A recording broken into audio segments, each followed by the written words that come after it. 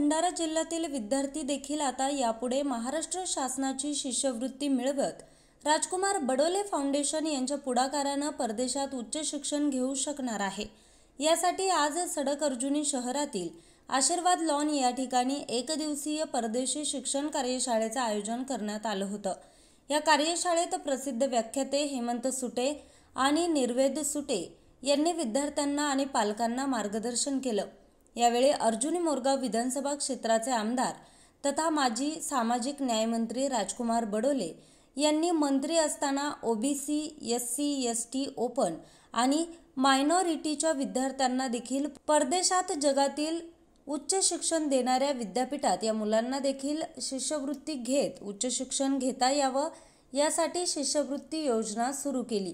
आजपासून हजारो विद्यार्थ्यांनी या योजनेचा लाभ घेतला, तर मागील वर्षी गोंदिया आणि भंडारा जिल्ह्यातील 8 विद्यार्थी हे GRE, टॉफेल, इल्टस यांसारख्या परीक्षा देऊन परदेशात उच्च शिक्षण घेत असल्याची माहिती दिली। तर आज सडक-अर्जुनी तालुक्यात ज्या शालेय विद्यार्थ्यांनी या मार्गदर्शन शिबिरात हजेरी लावली आणि ज्या विद्यार्थ्यांना परदेशात उच्च शिक्षण घेण्याची आवड आहे अशा विद्यार्थ्यांना 7 दिवसाचं विशेष प्रशिक्षण देण्यात येणार आहे। तर यात परदेशात राहण्यापासून ते निवासाची सोय, विमानाचं तिकीट, व्हिसा, कोणत्याही शिक्षणासाठी कोणती परीक्षा द्यायची याची सर्व माहिती या कार्यशाळेत देण्यात आली। तर विद्यार्थ्यांनी देखील समाधान व्यक्त केलं। यावर्षी गोंदिया जिल्ह्यातील कमीत कमी 10 विद्यार्थी परदेशी शिष्यवृत्तीसाठी पात्र होऊन उच्च शिक्षण घेण्यासाठी परदेशात जातील असा विश्वास राजकुमार बडोले फाउंडेशनचे अध्यक्ष माजी मंत्री आमदार इंजिनियर राजकुमार बडोले यांनी व्यक्त केला। परदेशी शिक्षणासाठी कार्यशाळेचं आयोजन आज राजकुमार बडोले फाउंडेशन मार्फत सडक-अर्जुनी या ठिकाणी घेण्यात आलेलं आहे आणि या कार्यशाळेला आदरणीय हेमंत सुटे सर या ठिकाणी प्रामुख्याने ते आलेले आहेत। त्यांच्या हातून आतापर्यंत 250पेक्षा जास्त विद्यार्थी परदेशात शिक्षण घेत आहेत आणि ते जगातल्या टॉप 50 युनिव्हर्सिटीमध्ये ते शिक्षण घेत आहेत। त्यांच्या कार्यकाळामध्ये अनेक विद्यार्थिनी एअर होस्टेस म्हणून पण त्यांनी केलेल्या आहेत। त्याच्यामुळे ही कार्यशाळा अत्यंत महत्त्वाची आहे आणि या अर्जुनी मोरगाव विधानसभा क्षेत्रामध्ये ही कार्यशाळा घेण्याच्या मागचा उद्देशच आहे की या ठिकाणी अनुसूचित जाती, अनुसूचित जमाती, ओबीसी, VJNT, अल्पसंख्याक आणि ओपन या सगळ्या कॅटेगरीतल्या विद्यार्थ्यांसाठी महाराष्ट्र सरकारच्या माध्यमातून 400च्या जवळपास स्कॉलरशिप आहेत। त्याच्यामुळे या भागातून किमान 15 ते 20 विद्यार्थी पुढच्या वर्षी पाठवण्याचा आमचा उद्देश आहे आणि त्या दृष्टीनं आम्ही आज ही कार्यशाळा या ठिकाणी सडक-अर्जुनी या ठिकाणी घेतलेली आहे आणि नक्की आम्हाला किमान या वर्षामध्ये पुढच्या सप्टेंबरमध्ये 2025-26च्या सप्टेंबरपर्यंत आपण किमान 10 विद्यार्थी परदेशामध्ये शिक्षणा पाठवू हे ध्येय निश्चित ठेवून आम्ही या ठिकाणी ही कार्यशाळा घेतली आहे। मग जसं आता ऑनरेबल बडोले साहेबांनी तुम्हाला सांगितलं आहे की जवळपास 400 स्कॉलरशिप अवेलेबल आहे आणि समाजाच्या सगळ्या घटकांसाठी आहे, पण ह्याचा प्रॉब्लेम आहे की लोकांपर्यंत ही इन्फॉर्मेशन पोहोचत नाही।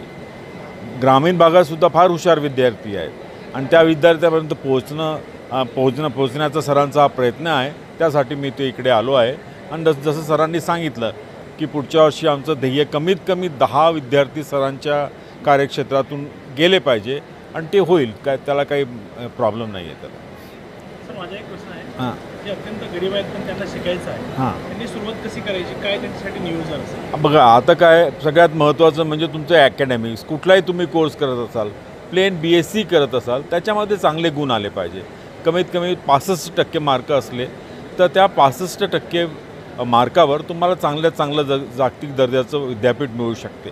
मग त्याच्यानंतर तुम्हाला चांगल्या जागतिक दर्जाच्या विद्यापीठामध्ये ॲडमिशन मिळाली तर स्कॉलरशिप मिळणं काही कठीण नाही आणि हे स्कॉलरशिप मुळात गरीब लोकांसाठीच आहे ना। श्रीमंत लोक स्वतःच्या पैशाने जाऊ शकतात, हे गरीब विद्यार्थ्यांसाठी आहे आणि महाराष्ट्र गव्हर्नमेंटनी जी पद्धत आहे फार सोपी करून ठेवली आहे। फक्त त्यांना योग्य मार्गदर्शनाची गरज आहे आणि आम्ही त्याची चांगली सिस्टीम तयार केली। आमच्याकडे समजा विद्यार्थी आला तर आम्ही त्यांना बरोबर मार्गदर्शन करू आणि बाहेर शिकायला पाठवू। सर आपला इकडचा भाग आहे हा ग्रामीण आहे, इथे जास्त मुली आहेत हे BA प्लेन करतात, मराठीमध्ये करतात, हो त्यांच्यासाठी मध्ये काय सोयीस्कर होऊ शकेल? नाही, ह्याच्यामध्ये BA समजा प्लेनमध्ये केलंही समजा त्यांनी, पण त्याच्यामध्ये सोशलॉजी विषय आहे त्यांच्यासाठी, पॉलिटिकल सायन्स विषय आहे, इकडे जास्तीत जास्त समजा सायकोलॉजी विषय असला तर ते विषय आहेत ना. आता त्यांनी ग्रॅज्युएशन त्यांनी मराठीमध्ये केलं, पण पोस्ट ग्रॅज्युएशनमध्ये इंग्रजीमध्ये करता येतं. असे माझे खूप विद्यार्थी आहेत ज्यांनी ग्रॅज्युएशन मराठीमध्ये केलं, पोस्ट ग्रॅज्युएशन मराठीमध्ये केलं, पण PhD इंग्रजीमध्ये केलं आहे. तर शक्य आहे, काही मोठी गोष्ट नाही. तर बघा, स्कॉलरशिप म्हणजे आमचं जे काम आहे ते आम्ही मुलांना पाठवतो युनिव्हर्सिटीपर्यंत. मग मुलं पुढे जाऊन युनिव्हर्सिटीमध्ये शिकतात आणि रोजगारची जी अवस्था आहे बघा तिथेही एकसारखीच आहे. म्हणजे तिथेही असं काही एवढे जास्त नोकऱ्या अवेलेबल नाही आहेत. पण आपली जी गव्हर्नमेंटची जी स्कीम आहे ती टॉपमोस्ट युनिव्हर्सिटीजला स्कॉलरशिप देते आणि मग आपण ज्या उच्च दर्जाच्या शिक्षणाच्या जागेवर जातो आणि तिथून डिग्री घेतो तर तिथे आपल्याला राहून जे नेटवर्किंग होतं, जे आपल्याला प्रोफेसर भेटतात, जे आजूबाजूला जे स्टुडंट असतात त्याने मग रोजगार लागायचे चान्सेस जास्त असतात. बिकॉज तुम्हाला माहिती आहे जिथून आपण डिग्री घेतली, जिथून ॲकॅडमिक केलं ते जर मोठ्या शहरात असलं किंवा छोट्या शहरात असलं त्या युनिव्हर्सिटीची रँक किती कमी जास्त राहिली असते त्याच्यावरती भरपूरशा गोष्टी डिपेंड असतात. तर इथे राहून आम्ही नेहमी मुलांना सांगतो की just as a fresh graduate तुम्ही जाऊ नका, ॲटलिस्ट 1-2 वर्ष एक्सपिरियन्स घ्या. तोच एक्सपिरियन्स तुम्हाला डिग्रीनंतर बाहेरगावी पण कामी येईल.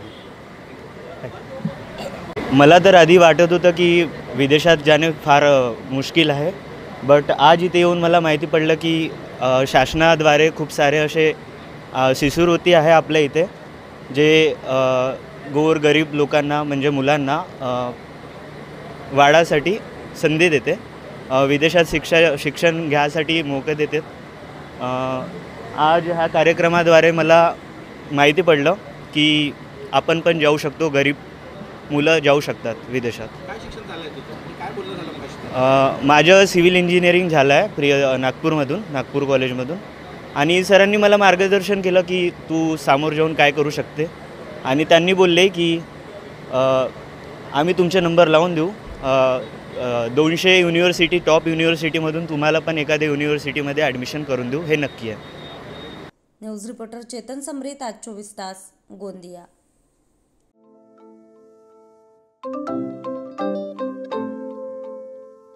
नवनवीन आणि ताज्या घडामोडींसाठी आज 24 तास सबस्क्राईब करा. त्याचबरोबर बेल आयकॉनवर क्लिक करा आणि मिळवा आमच्या बातम्यांच्या नोटिफिकेशन्स. तसेच आज 24 तासची प्रत्येक बातमी आपल्याला कशी वाटली हे कळवा. लाईक करून, कमेंट करून आणि आमच्या बातम्या शेअर सुद्धा करा.